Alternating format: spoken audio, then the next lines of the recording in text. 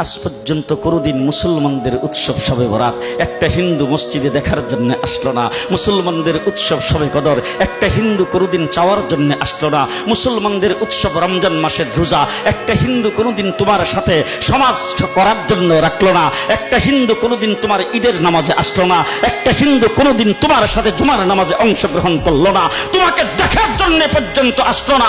তার কারণ হলো হিন্দুরা মনে করে এটা মুসলমানের উৎসব, আর তুমি মুসলমান হইয়া হিন্দুর দুর্গা পূজায় কিভাবে গেলা? তোমার কি হয়ে গেল? তোমার কি লজ্জা শরম তুমি ধুয়ে ফেলে দিয়েছো? তোমার কি কোনো লজ্জা শরমও নাই? লজ্জা শরমও নাই। আবার কি সুন্দর বলতেছ, ধর্ম যার যার উৎসব সবাই।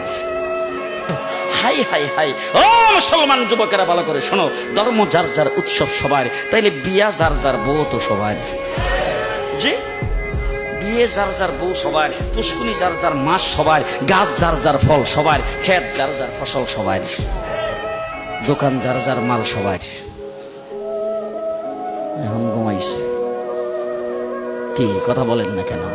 তাহলে আমার দোকানের মাল যদি আমার হয়, আমার ক্ষেতের ফসল যদি আমার হয়, আমার গাছের ফল যদি আমার হয়, আমার গাছের নারিকেল যদি আমার হয়, আমি বিয়ে করলে বউ যদি আমার হয়,